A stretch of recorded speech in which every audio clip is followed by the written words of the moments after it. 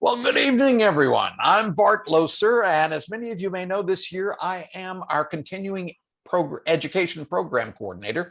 My job is to come up with interesting programs that are educational and fascinating. And tonight we've got probably one of my favorite topics that I always like to hear about, which is humor. I've always told people I'm not very funny, but actually I've learned how to become funny. I don't think I'm naturally funny, but I have learned what it takes. And I've brought in three of our top speakers in our district to come in and present on how to tickle the funny bone. As you guys may know, this particular year, we have our contest season coming up with the International Speech Contest, but also this next year, we have a humorous speech contest. So people will have a chance to practice their ability to compete in the humor level. One of my favorite speakers, Darren LaCroix, who was also a world champion speaker, suggests that there's treasure when we mine our failures, our flaws, and our firsts. And I thought that's an interesting technique about what do I talk about that could be funny? Well, that can be an area that we might delve into, but that's something that you certainly can find lots of treasure there. But he also says when it comes to speaking, especially a great speech, he says, great humor is not written, it's rewritten. How many of you would agree? It's about rewriting it over and over and over until you finally think, well, I think that's funny. Let me see if someone else thinks that's funny. And then I might keep it. Well, we've got three top speakers here tonight, and I'm thrilled to have them here. Our first speaker tonight will be Amy Samet, and then we'll have Jim Lowery, and then Mike Carr. You're probably familiar with all three of them. If you've ever been to our district contests, you've seen them repeatedly taking over the top slots of the district and sometimes moving on, including this last year with Mike winning world champion speaker. Yay! We're thrilled to have that happen. Of course, I've heard Mike speak for, gosh, at least a dozen years, and he's always a champion, whether he'd won it at the very top or not. But you guys are all champions in my book. So I'd like to introduce our first particular speaker, and that is Amy Samet. And Amy Samet has been a Toastmaster for 22 years. She made it to district level a total of 13 times, resulting in 3 first-place trophies. All right. 3 second-place trophies and 3 third-place trophies. I think she just does everything in threes. We'll learn about the power of threes. But she's also had 4 very sad. So she doesn't. Yep. There we go. So there's somebody. Oh, there's Trixie. Let me see if I can mute. There we go. Thank you. Thank you. I was just introducing Amy. In 2004, Amy took a stand-up comedy class. The final exam was performing at the Capital City Comedy Club at a student show. And this led to her competing in the Funniest Mom in America contest, which was broadcast on the Nickelodeon channel and hosted by Roseanne Barr. She was a preliminary semifinalist and appeared on TV for seven seconds. Well, that's still more than me. So, hey, you still have 8 more seconds of your 15 seconds of fame. So. And she is currently the Vice President of Education for both Laughing Matters Toastmasters. We're laughing really matters. And Master Speakers of Austin. We're speakers master their craft. All right, thank you. And please help me welcome Amy Samet. Thank you so much, Bart. That was a very impressive introduction. I was thinking, wow, that's quite a lady. Who could it be? So here we are in my house, and I think I'm going to start with a question that people ask me, which is, how do you find the humor in everything? And my question right back to them is, how do you not find the humor? I used to work at the health department, and every day to get into the front door, I would have to fight my way through a group of people who were smoking right in front of the entry. Then I would go into the cafeteria, and you had to choose, before the line even began, you had to choose between brownies, cookies, and a milkshake. And then they were serving bacon, sausage, ham, deep fried French toast, biscuits and gravy. Again, the health department.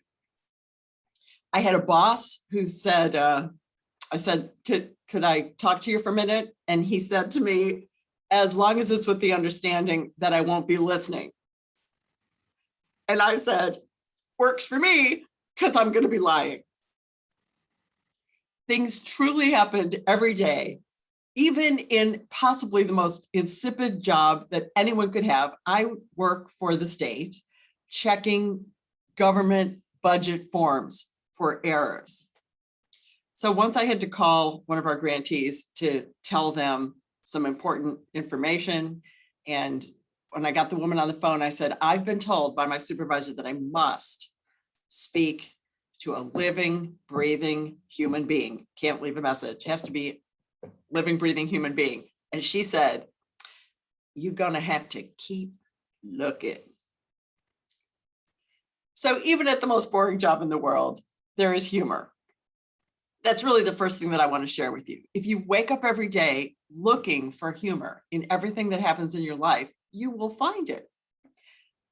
Once a presenter did an exercise where at the beginning of the presentation, she said, somewhere in this room, there are 20 $1 bills hidden. How many of you noticed those $1 bills as you were waiting for this presentation to start? Nobody. But if I had told you at the onset, there are 20 $1 bills hidden in this room, you'd be looking and you would have found them. And then she proceeded to show where they were in fairly obvious places. So same thing with humor. Look for it. It is there every day of your life. While we're sharing quotes of famous people, Patricia Fripp said that very often she was called in to coach someone who was very talented and had a written presentation, and she would be coaching them on how to breathe more life into it. And then they would go out to lunch, and that same person just naturally, casually would tell the funniest story, funnier than anything that person had in their presentation. And she'd say, why aren't you using that? And they'd say, oh, why would I use that? That's just a story. Well, stories are terrific and stories are hilarious, and your own stories can be told with more authenticity, more detail, more genuine emotion than anything else you can share that you've memorized or that you've painstakingly written. So I'm even getting into some tips I hadn't planned. I do have 3 planned tips. The first one is that any humor has to have an element of surprise to it. A governor went to visit one of the prisons in his jurisdiction. He was given a tour by the jail warden, and he walked into a cell block and he heard the inmates yelling out numbers. One said 35, and the other inmates broke out laughing. Someone else yelled 88, and the other inmates broke out laughing. The governor said to the warden, what's going on? He said, well, they've all been here so long, they've memorized the same joke book, and all they have to do is yell out the numbers of the jokes, and everyone remembers the joke and starts laughing. So the governor says, hey, can I try it? He yells out, 72. Crickets. He said, what did I do wrong? Warden said, some people just can't tell a joke. See, we're not expecting that. There's got to be a little twist that creates the humor. They say that the setup is when the joke is rolling down the track, and the punchline is when the train derails. So all humor must have some some surprise element to it, or it's just not funny. Secondly, here's another one. And this was from my funniest mom days. When my son turned 16, he started driving, and that meant that I had to go over the rules for car dates. I said, when you go to pick that girl up, you don't just honk your horn. You go to the front door, you come inside, you meet her father, shake his hand, and you give him your cell phone number. And then you bring that girl back over to our house so I can tell her, I'm not going to raise your baby. Surprise. Who expected that? Second, especially in Toastmasters, your most successful type of humor is self-effacing humor. And Bart mentioned that at the very beginning, Darren LaCroix's advice of talk about your failures, but self-effacing humor when you put yourself down a little, you make fun of yourself, because it's definitely going to be more of a hit than you disrespecting someone of another gender or another race. Just make fun of yourself. For example, one day when I was working at the state, the woman behind the counter said, "How's your day going?" I said, "Not so great." She said, "Oh, did you get caught in that hailstorm?" I said, "Hailstorm? I thought people were throwing rocks at me because I'm such a bad driver." And I am a bad driver. Thank you. My third bit of advice is talk about things that you care about.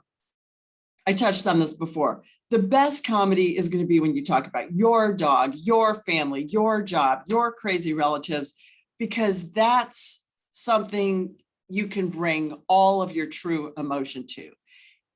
Authenticity is very attractive in comedy when you really share yourself. In fact, Lou Heckler, who's a tremendous speaking coach, he said what people really want is for you to lift the lid of that secret chest that is your life so they can peek inside and learn your secrets. How many times have you gone to a speech contest and a complete stranger walks out on stage? 7 minutes later, after that person has delivered a dynamic, compelling speech, you feel like you know them. They have just ripped themselves open and shared everything with you. So I believe it's hugely important to talk about things you love, things that you care about, so that your audience can know you. I've also heard it said that every speech is an icebreaker. You're giving your audience an opportunity to get to know you, and what makes you tick. You know, what makes your crazy brain go around. Honing in on that, getting in touch with it, sharing it with your audience. Those are my best tips.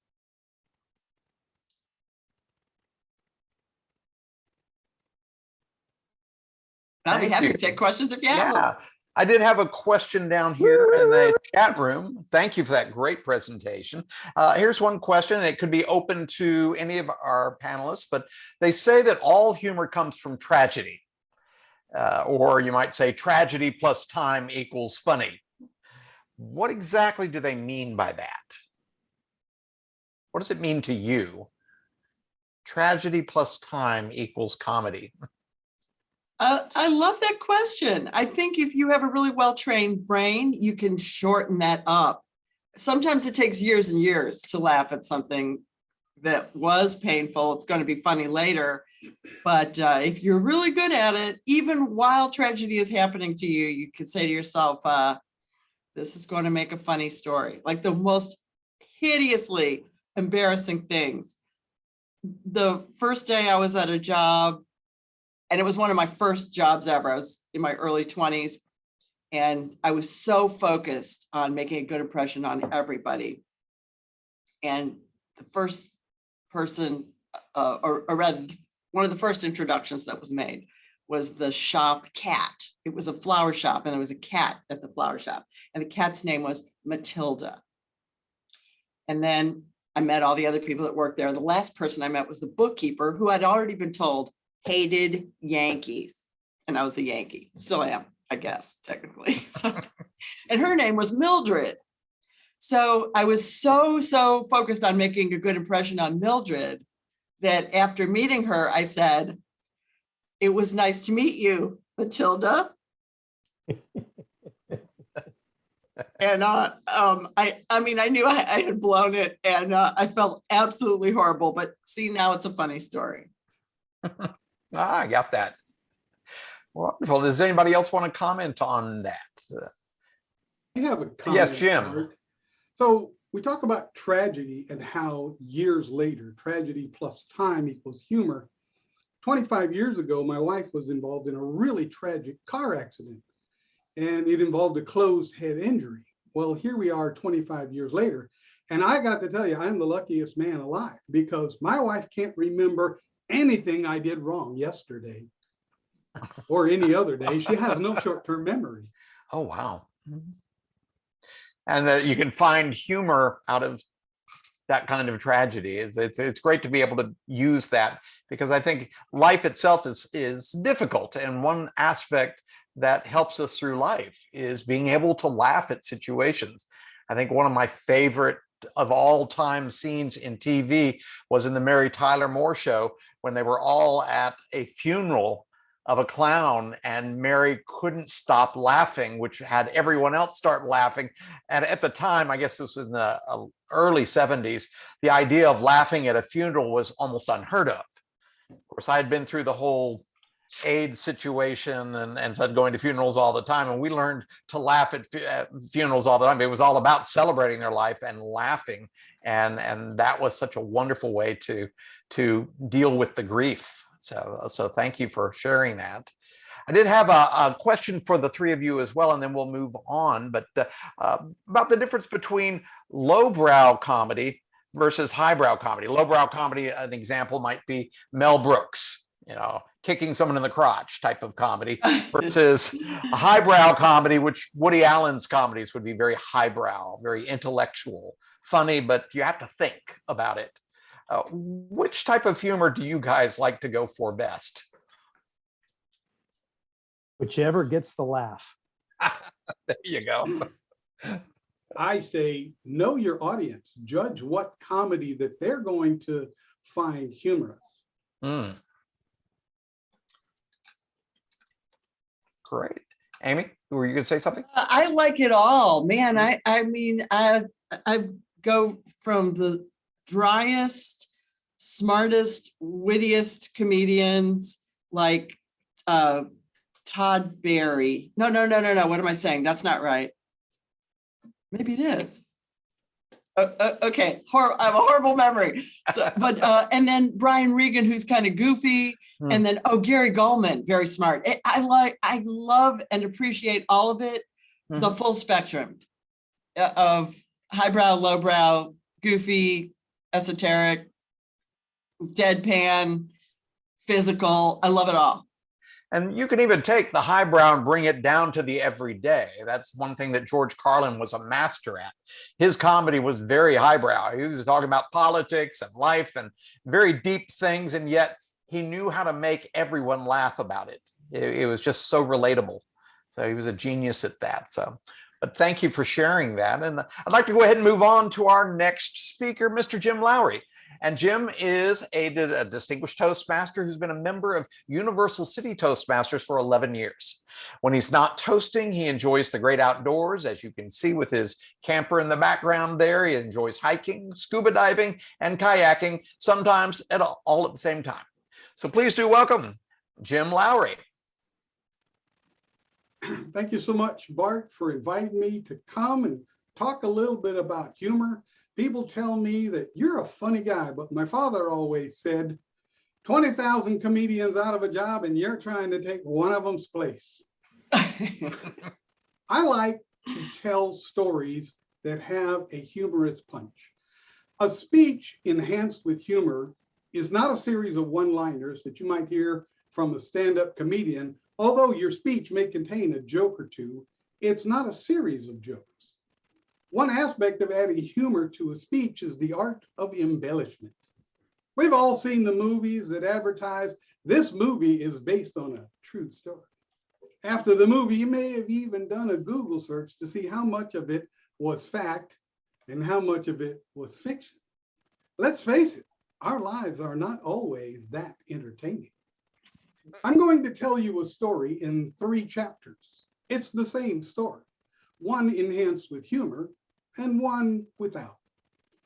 You can tell me at the end which one you like listening to better. Chapter 1. Many years ago, I took my children camping in a Texas state park.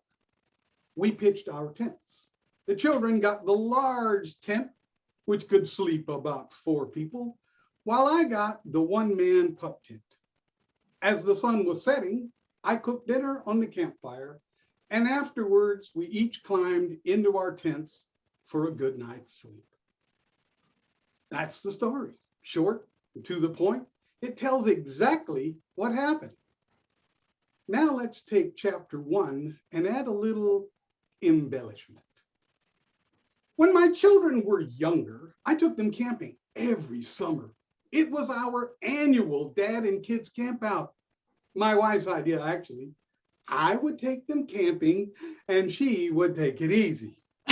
After arriving at the campgrounds, we pitched our tents and then did all those fun things that dads do when mom's not around. You know, playing catch with rocks. Oh, that's gonna leave a mark. Sword fighting with sticks. Prepare to defend yourselves.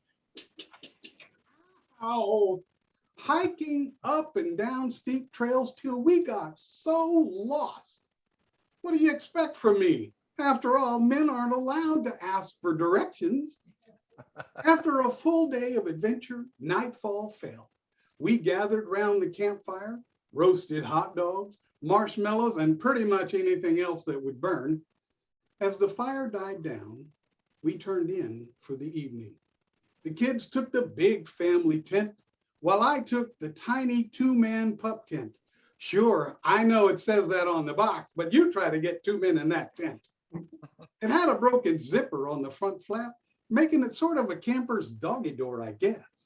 It didn't bother me that I couldn't zip up the front door. It's not like the neighbors were going to come knocking while I was taking a shower or something. I climbed into my sleeping bag and drifted off to sleep to the sound of muffled voices coming from the other tent. Move over. You're touching me. Stop touching me. I'm telling Dad on you. Oh my goodness. When will it ever end? There's more to this story, but I want to stop and break a few things down. First off, I don't really throw rocks at my kids.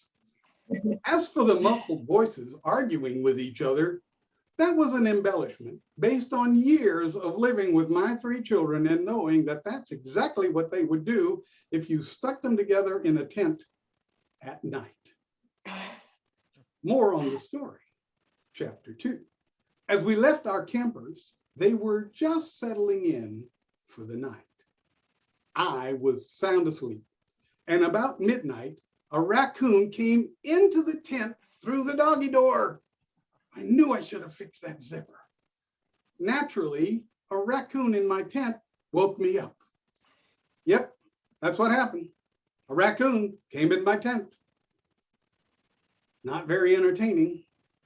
Now let's embellish the story and add our second ingredient, alliteration. Alliteration is the occurrence of the same letter or sound at the beginning of closely connected words. Listen for it. It'll be easy to spot. Sometime in the middle of the night, I felt something. It touched my cheek. I instinctively jerked back. I've had a lot of practice being a jerk. Was it my imagination? Then it touched me again. I just had to wake up to find out what it was, but I couldn't. Wake up, wake up, wake up. Inside, I was shouting like 2 kids in the back seat on a long road trip. Stop touching me. If only I could wake up. It touched me a 3rd time, like the cold nose of a dog. But we didn't bring a dog. Shaking my head, I wiped the sleep from my eyes, and slowly things started to come into focus. 3 inches from my face, I could make out 2 beady eyes, a ball of fur, and more whiskers than a wino. It wasn't a dog. It was a raccoon. Bandits of the wild, those 5-fingered fiends sneaking around, silently stealing your stuff. Where's my wallet? Worse yet, raccoons who aren't afraid of people sometimes carry rabies. And this one was clearly not afraid. He was in my tent, violating my personal space. I quickly sat up and backed away from that raccoon as far as the tiny tent would allow. Pulling my sleeping bag up, I formed a curtain between us. Not exactly the Great Wall of China, but he can't see me. Out of sight, out of mind. Is he gone? Did he go away? Slowly, a tiny hand reached over the top of the curtain and pulled it down. The masked bandit looked me directly in the eyes like a desperate burglar. This is a stick-up. Hand over the Twinkies and nobody gets hurt. What was I gonna do? Scream for help like a little girl?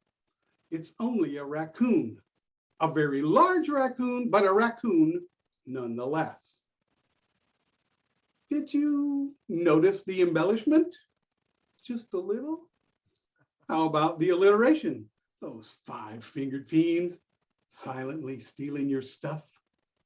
I didn't point this out earlier, but I also had a variety of voices in the story. The children arguing with each other in chapter 1, and a talking raccoon in chapter 2. Now for the third and final chapter of our story. What to do with that raccoon? I had a brilliant idea on how to get rid of this raccoon. It was probably looking for something to eat, so I would get him something to eat.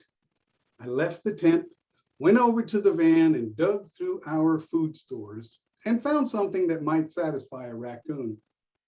I went back into the tent and gave him a cookie, thinking he would leave, but he didn't. Maybe if I got another cookie, I could coax him out of the tent. So I did, and it worked. He was gone, but I didn't sleep well the rest of the night for fear that he might come back. Remember, that zipper's still broken. The raccoon's been evicted. Okay, problem solved, but not very entertaining. What if we added some little details in chapter 3, version 2, and my third trick, comparison, comparing one thing to another. Then I had a thought. If I give him something to eat, he will leave. I quietly crept from the tent and snuck over to my secret stash of snacks to look for something raccoonish. I found a box of Little Debbie cream-filled oatmeal cookies. Ha ha ha! Armed with plan A, I crawled back in the tent and handed the cookie to the oversized intruder who was holding my house hostage and said, okay, you have some food, now scram. But he didn't go away. He sat down right there and ate that cookie slowly, like a line at the post office. Around the edges at first, then he twisted it in half like an Oreo and licked out the cream filling. Oh, for the love of Mike, can I get you a glass of milk? I could see that plan A did not result in vacating that varmint from my vicinity. Time for plan B and another cookie. This time I stayed outside the tent and lured that raccoon like tempting a teenager with a $20 bill. Come and get it. As the raccoon approached, I stepped backwards. I led him into the darkness like the Pied Piper. Only, unlike the Piper, I didn't have any pie, just a cookie. After 20 yards or so, I set that cookie on an old stump. The raccoon went for it, and I went back to my tent. You remember the one with the broken zipper? By this time, it was 2 o'clock in the morning, and I was so tired, but I couldn't go back to sleep. I feared that at any moment, that rowdy rodent would return with his relatives. As I lay staring wide-eyed at the ceiling of my tent, I noticed the unmistakable scent of a skunk. Is he coming over next? Which version would you rather listen to? It all depends. Are you in a hurry and just want the facts? Or do you want to be entertained, Mr. Host? Thank you for that excellent presentation on what it takes to build a story that takes you to the top. And Jim, you've been there many, many times. So it's always a pleasure listening to you speak. And you do the one thing that I would say when I first started in Toastmasters that I am terrible at, which is really filling a story with detail. I would just give the basics. And it's like, that's not interesting. So what you've done is create a story and given people permission to embellish. And then it's the embellishment that really brings the story to life. These may or may not have happened, but the whole point is it draws us in and we remember that story.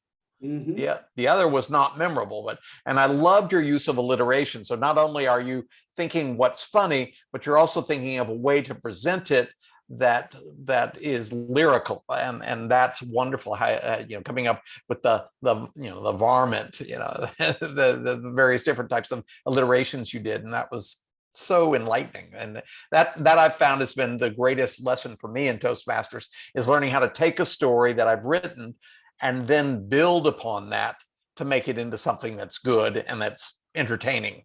And that often involves embellishment because my life is not that interesting. So it helps to have the ability to embellish. So thank you for that. Are there any other questions out here? I see Adrian had said, oh, yes, we will be putting this on in our library. So this recording will be in our library for resources. So we have that on the TMD55 website, a resource library, which this is one of our many presentations there. But thank you for that, Jim. And if we don't have any other questions, I'll move on to our final speaker, least, but not, or what is it? Final but not least. That's what they say. So Mike Carr, and Mike has been a beneficiary of Toastmasters for 25 years. From his first club in Tulsa, Oklahoma, was Speak Easy Toastmasters, through clubs in Corpus Christi to clubs in Austin, including Laughing Matters. Don't say it. Laughing really matters. Okay, they're gonna say it anyways. And Toastmasters has improved his business and volunteer communication. Mike is not naturally a funny person, I find that hard to believe, but recognized that humor makes a message more memorable, enjoyable, and it helps you to bond with your audience. It can help you win a contest or two, and Mike will talk today about his journey toward using more humor in every speech. Please welcome world champion of public speaking, currently, for 2 more minutes. another day. Right. Hey, well, thank you very much for inviting me. It really is true. I was not born a funny person. I am not a funny person, but I am a funny appreciator. I have sat at the feet of Amy Samet and watched her do her thing in Laughing Matters Toastmasters. We're Laughing Matters, and sat there and thought, how did she? Okay, I'm laughing so hard. How did she do that? How did she make me feel that way? And I've watched Jim in so many contests and do his thing and have laughed and stolen pieces, like I stole comparison. That's a great idea. And so I thought what I would do is share some of the things that along the way I had to try to figure out to get humor into my speeches, because I could early on tell a story that would make people lean forward, but they were always too serious. And there was that humor element that would cause me to lose a contest, or even worse, not connect with an audience. So the first thing, my first humorous speech, it was a bomb. I tried several things about being ridiculous and waited too long for laughter that wasn't coming. That was in that Speakeasy Toastmasters. So I started watching people who did funny things. I started watching comedians. I actually asked Amy Samet at one point at club, I said, how do you get material? And she recommended watch The Moth, watch comedians, watch what they're doing. And I did that. I picked that up even more and tried to just have a lot of that flow over me and look at what they were doing. It was interesting. I heard Steve Martin say one time years ago, he said, the big secret is I'm always looking for the joke. So much of what I'm going to say is I should just say, okay, ditto what Matilda said and ditto what Jim said, and just work on down the line. And that was when Amy said, always being open and looking. I could not agree more. My problem is I'm that guy who says, how do you see everything is funny? But we can adjust that in our brains. We can prime ourselves to be looking for things and looking for humor in things. And I'll talk about how I've tried to turn that on little by little and on a daily basis here in a little bit. One of the things that I would say is keeping tons of notebooks, either on a phone or actually a written paper. I heard Jeannie Robertson speak about a month ago at the National Speakers Association. And if you don't know Jeannie, she speaks to kind of a, I think it's kind of a Southern Christian maybe audience, but Southern women. I think she's 80 some odd and is just hilarious, absolutely hilarious. So she told this story about doing a podcast and the guest canceled right at the last minute. Of course, she built it up. We're already laughing, talking about the way that the guest dropped out. And the end of the story was that she found this out with 5 minutes to spare. It was actually live. And she just sat down, she grabbed a bunch of notebooks and she did like this. So it seemed like it was a lot, sat down and said, I want y'all's help. I have all of these stories that I don't have a punchline for that are just setups. And she said, I started reading these setups and people came out of the woodwork giving punchlines that I had never even thought of. So I think there were two really big lessons in that for me. One is collaboration, and collaborate with other funny people. Like, that's why I like being around Amy Samet every time I can, because Amy just bleeds funny. I say something and if she maybe figures out another way to say that. I would do that around Jim too, but he lives at a camper by that stream and I can't get there. My internet doesn't work there. So that's one. The second one is Jeannie Robertson, who has been doing comedy forever. I mean, the woman is 257 years old. She has notebooks of ideas that she has written down. And that just spoke to me that if I want to play anywhere in that park, then I need to be writing things down. Like, one of the tips that I would give you in trying to figure out how to add in humor that I started doing is, a lot of times you catch yourself listening to a comedian or listening to a story, and you know you're coming to the point where there's going to be something funny, and your brain jumps a little bit ahead and you kind of think, I know what this person's going to say. I did my first, what is that called? Stand-up open mic last night. And, I actually bombed. It was bad. It was horrible, but it didn't kill me. But I saw some other really good comedians. And there was one comedian that he said this thing, and I was sure that the next thing was going to be the surprise, like Amy talked about. But instead, he said the obvious thing again. And I thought, oh, I'm going to remember that because I have a story like that, and that could be something funny. I didn't write it down. And for the life of me, I cannot remember it now to share with you that example. But for example, I did with Amy and Jim, when Amy and Jim were going through theirs, when Amy was talking about the governor getting ready to read that joke, and he read out 72, and then there's the answer. And the punchline is, well, some people just can't tell a joke. I thought it was going to be something like, oh, that's the offensive joke, or that's the one about, bad things in prison.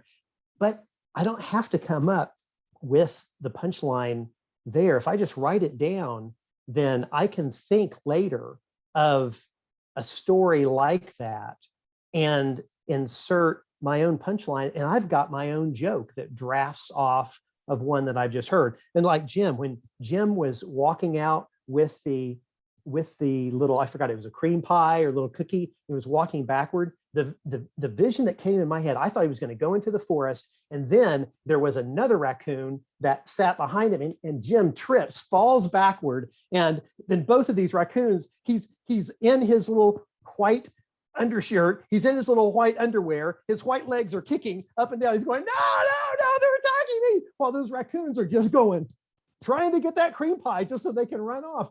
And just the ridiculous vision of that could be funny. And that brings to my second tip, is so often we hear great stories like Amy's, we hear great stories like Jim's, and we don't take the next natural step to say, what is my version of that? I mean, as Jim was talking, so many of us have been camping, right? It would be so natural to remember a little funny thing that happened when we were camping. That's when we've got to pick up our notebook and just start writing, or pick up our smartphone and start typing furiously to get that captured down, and later can work in what's the funniest punchline. I love, Jim, that you talked about embellishment, because it lets us not be stopped by the truth police. It's comedy. We can embellish it, and just thinking, hey, what's my version of that? I will tell you, when I've heard this last year a lot about my speech, Blue, that took me to the finals, the World Championship of Public Speaking. That speech only exists because I read someone else's story, and I thought, and it impacted me. I felt it in my body, and I thought, do I have a version of something like that? Do I have, and it brought back a memory of someone in my life who I'd lost. So that's a more serious version. In comedy, though, we can do that all the time, just asking, what's my version of that? And what did I think she was going to say? What might she have said? One other thing that Jim, like when Jim talked about my wallet, and I thought, how ridiculous is it that a raccoon would steal his wallet? And then I thought, what if the raccoon stole his car keys? What if he ushers it out, and the next thing he hears is his car starting up, he ducks out, and this raccoon is taken off with his car? And how ridiculous is that? But that can add a piece of humor. That's what I thought he was going to say. But then we can inculcate it into my own. And what was the other one? Oh, I can't even read my writing. So, but that the surprise, I would underscore, for someone who is not naturally funny, surprises are easy to begin working in. Taking an audience in this direction where the next natural line would be something, and all of a sudden we take a hard right turn. And that's what humor is. It is the brain's response to positive surprise. Like, well, Amy gave you good examples, or I won't. And then callbacks are so fun to do. I tried to do that a minute ago, and it didn't land when I called Amy Matilda, but I was trying to trying to remember something from Jim's, but callbacks are that in Toastmaster meetings or in speeches. I have seen Darren LaCroix, who is just such a good-hearted dude. I've seen him do that so much. He's the second speaker in a keynote, and he has written something down from the prior speech and just says it in the middle of his speech, and everyone, it's that surprise factor. We don't think about it, and our brains go, oh yeah. So I think that's all for me. Have I gone my 15 minutes? I forgot to start my timer. You're just fine. So thank you for that. Yeah. The one thing, hey Bart, the one thing I will say is I heard this a long time ago, and I went on a trip to Arizona, and I really tried to think on this airplane ride to Arizona and back, what could be funny about that? And that's what I wanted to say at the beginning, where we prime ourselves daily. Just having that mantra where we walk into the grocery store and we just look around, constantly be rolling. Our brains complete puzzles and they answer questions. That's the way they evolved or were made. And if we just ask ourselves, what could be funny about that? Our brains will find all kinds of stuff everywhere. And then if we'll just write it down, we'll have a lot of material. I love what you just brought up in terms of how can we sharpen that funny bone, as you say. And a great way to sharpen it is think of your everyday experiences and see if you can break it down to what could be really funny. I mean, I can talk to people about being a vegan. I mean, really trying to be, I'm about 95% vegan, so I'm not completely vegan, but one place where I will fail every time is when I go shopping at Costco. I was there today. They're offering those little food samples, and who can say no to that? Even when it has meat, it's free. My father taught me that's a very important lesson in life. Never pass up something free, even if you're vegan. So the whole point is that you can find something funny in anything. And one of the things that I try to do when I'm writing a speech is after I've written a speech, I don't try to pressure myself into writing a funny speech. I just write a speech and then I try to break it down into pieces and say, what could be funny here? And as Jim had put in, what can I embellish here that it may not have happened, but it could have happened?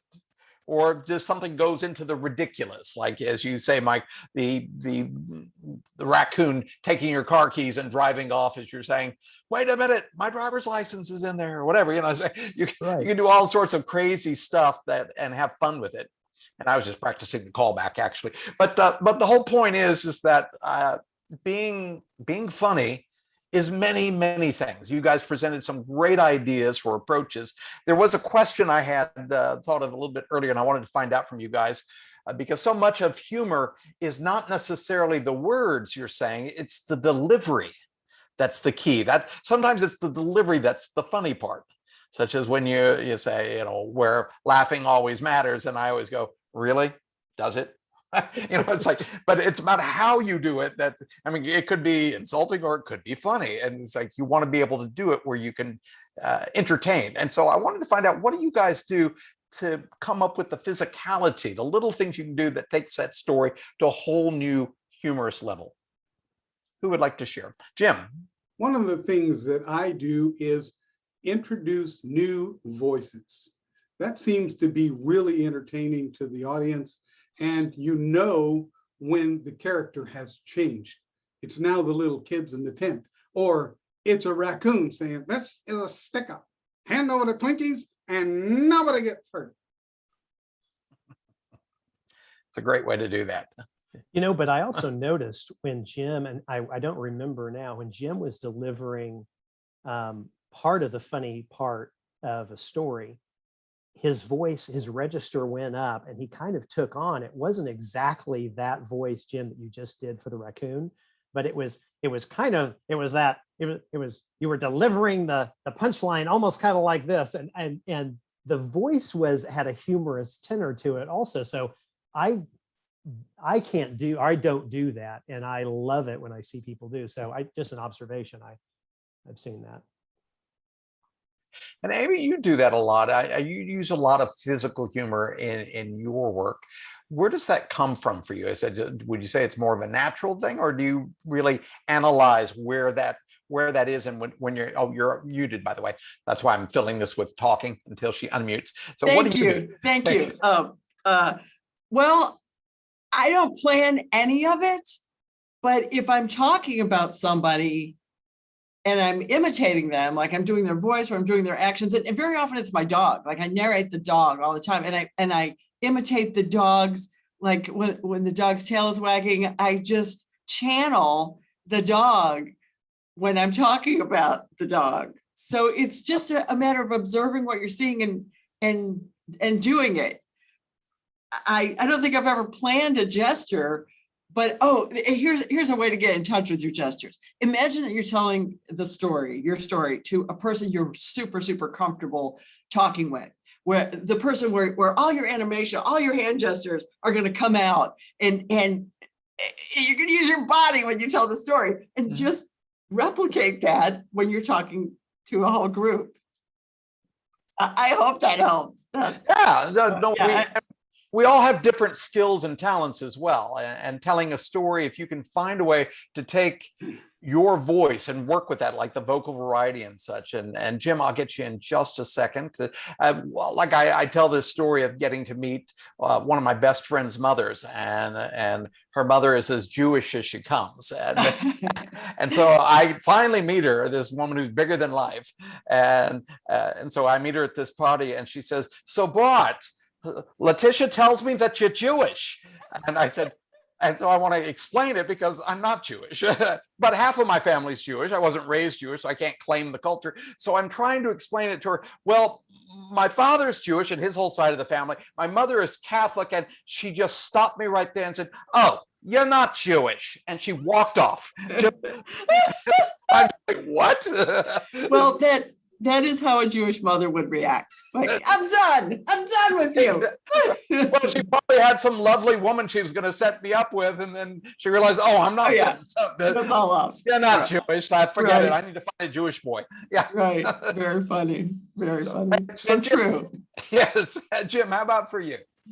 So one of the other things that I like to do is have my props appear out of nowhere. I was doing a story about camping, and the next line we were going to get our hot dogs and we were going to put them on the stick. So I reached into my pocket and I pulled out a hot dog. Who keeps a hot dog in their pocket? And that went over really well. What they didn't know, it was a real hot dog, but I had dipped it in varnish several days before so it wouldn't make a big grease stain on my shirt.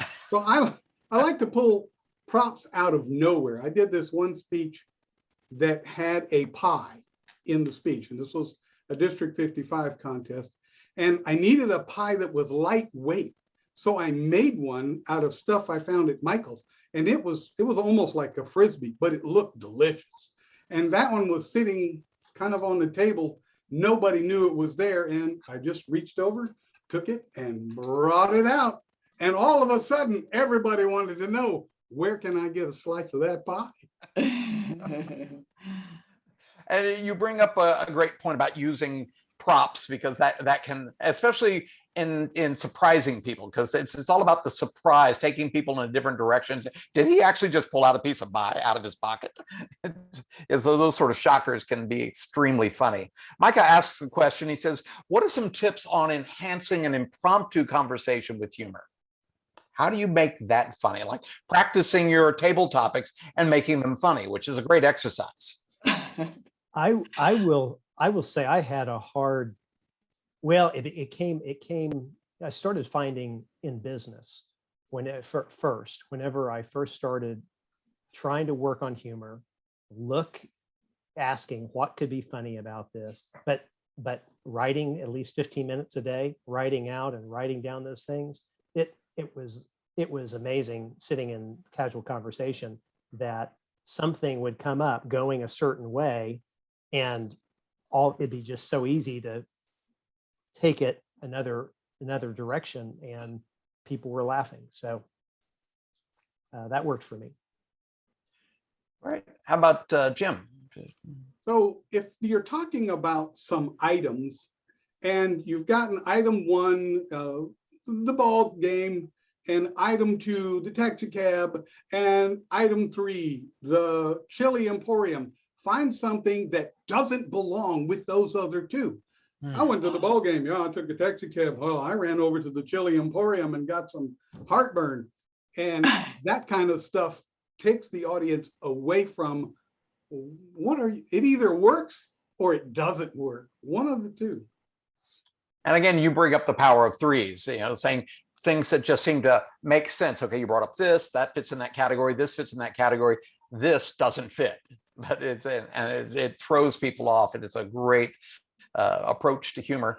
And as Mike had suggested, and I would suggest this for everyone, get into the habit every day of taking simple situations and finding the humor in it. And that's how you actually sharpen that funny bone. You learn to look for the humor in life and the little things. Yes, Jim.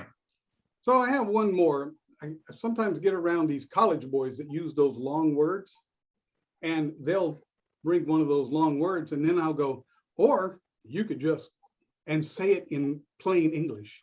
just throw it out there in plain English. And that usually breaks the ice, and they either are offended or they go, oh, I don't have to use the long college words. It's okay. Thanks. Well, is there anything else that you guys would like to finish with, or any questions out there that the audience has? We have a few more minutes. I hadn't heard that Darren LaCroix threes. I got your failures, your first time. What was the last one? Let me see if I can remember here. It was, failures, flaws, and firsts. I really like Again, more of that alliteration that Jim was talking about. That makes them memorable. And again, you can find different ways of humor. Like when I watch certain movies, I like different types of humor for different moments, but there's something I'm watching lately, and this is a British show about plays that go wrong. And it's hysterical watching these actors trying to go through with this play, and everything is going wrong, and how they, not only what goes wrong, but how they react and whether or not they continue with it. Do they play with it? They had one scene where some woman was supposed to have died, but her body, she was still in the room. And so they were trying to get her out of the room by pulling her up through the window. And so her body's just coming up and down, up. It was so funny. I just couldn't stop laughing. And I guess that would be lowbrow type humor, but still that physical humor can be hysterical. So, but find humor in the everyday, because laughing does make a big difference in our lives. It heals us. It helps us make life a little bit lighter and more enjoyable. And certainly we love listening to great speakers who can use humor well, like Amy, Jim, and Mike. And we want to thank you for taking some time to work with us tonight and present some ideas on how we can enhance our speech and communication with more humor. So thank you for your time, and thank you for everyone who joined us. Have a great night, and we'll see you again soon. Thank you for the opportunity, Bart. Appreciate it. Thank you. Yeah, thank you for the invitation. Thanks for everything. Thanks, Bart.